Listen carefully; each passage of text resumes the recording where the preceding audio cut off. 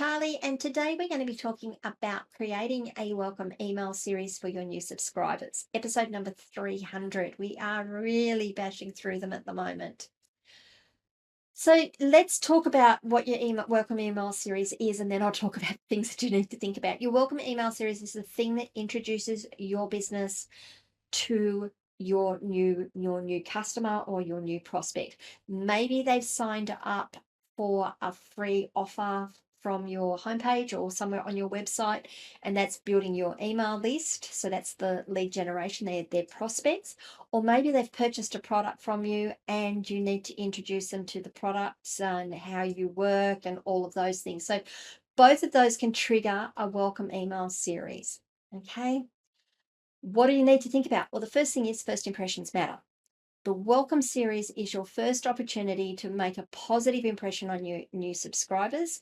It's going to introduce them to your brand and it's going to set expectations. So you need to think about all of those things. You need to make sure that you've got the right tone for your content when you write it and it's read out loud. You need to have the right look. It's got to be good. If you just send out a plain text email that says, "Oh, g'day, thanks for subscribing, I'll see you later," it's very Australian of me, isn't it? It's probably not going to set the right tone for your subscribers, and they may not stick around. So make sure your first impressions are spot on. Your first email needs to introduce your business, share your mission, outline what subscribers can expect from the next coming or from the coming emails. So, I might do something like, "G'day, this is Charlie. Thanks so much for requesting your free gift. I've got more on that later in this email. I just wanted to give you a little bit of an idea of who I am and what the business is about. My business, I started building businesses I started building websites back in 2007 when my first client asked, or when a friend asked me to help them build their website because they were having no end of hassles. And from there, I have built a successful support business that helps people not only get their businesses online, but maintain their businesses online and get the most value for money out of their technology." I might put my mission statement in there, and then my next thing would be in the coming emails. I'm going to tell you, I'm going to share with you some hints and tips about how you can absolutely optimize your online presence, how you can save some money, whatever it is. You also, in this email, need to offer some value right away. So I've done a lot there about talking about myself. I haven't spoken about the client at all, and I'm not offering a lot of value. I'm offering a lot about myself there. Whether that is a form of a discount, and I really hate offering discounts. I will probably do a podcast on why I hate offering discounts at some point, but I really hate offering discounts. If you can offer anything else but a discount, find another way to bring that discounted value into what you do with your client. Maybe it's when you spend $10 or $100, we're going to give you a $5 gift. It's not a discount anymore. It's a gift. Do you see what I'm doing there? So just be careful offering discounts. You can absolutely offer helpful resources or some exclusive content that only they get in this email series. So you offer some value right away. When we're talking about exclusive content, it's exclusive content that adds value to them. For me, I like to do things. This is something that you guys can take away and use right now. You can go and apply it on your website right now, and it will work for you. And I'm only giving this tip out in this particular email. So offer bugs, offer value right away as well.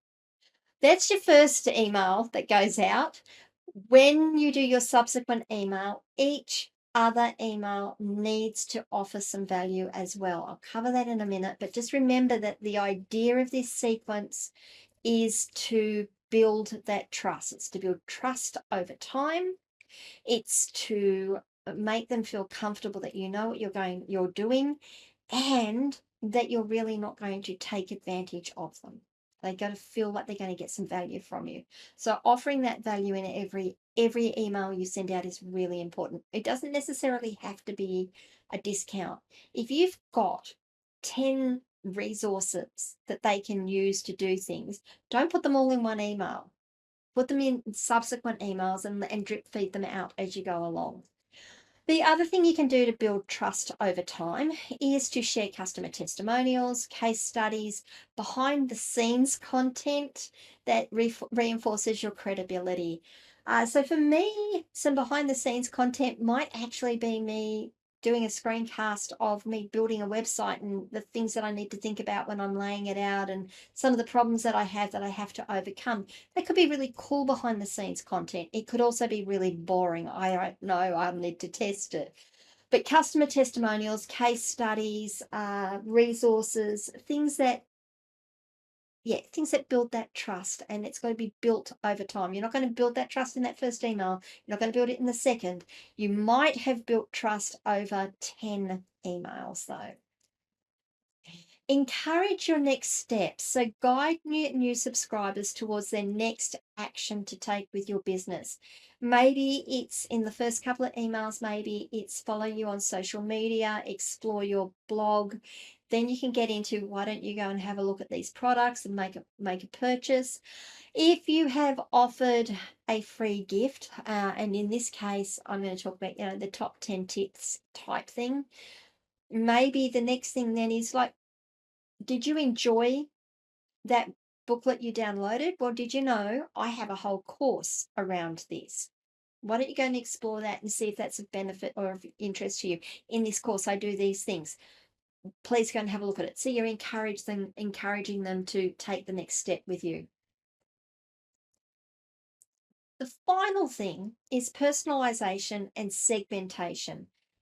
Tailor the welcome series based on the subscriber's preferences or interactions. Ensure the content is relevant to their interests. Now, if you're just starting up, this is a little more tricky to do because I'll guarantee you've probably got one idea and that's what you're working on. That's okay. But as you grow your business, think about, I'm going to have this funnel. They're going to click on a link, and I've spoken about personalization and segmentation in other podcasts as well. They're going to click on this link. If they click on this link, I might want to trigger them in this funnel over here, and we can start to personalize and funnel their interest down to something that they're really interested in, not just your generic, hey, this is who we are and thanks for subscribing, and here's some tips on how you can build your business online, for example. Okay, so the welcome email series is going to require a bit of thought from you. It's going to require a map, and I would draw this out, a map about how you bring people from the front of your business through to making purchases, what purchases they can make, and what are the branches that they can take to get to those purchases, and then work out what email sequences you need to pull them through there. Take time doing this. Don't take too long. Honestly, messy action is better than no action, but the messy action needs to have a little bit of structure around that mess. You've got to keep it in the container or in the room, so to speak. What do you guys think? How have you gone with your welcome email series? Do you have welcome email series? Do you know what you're doing there? Do you need help?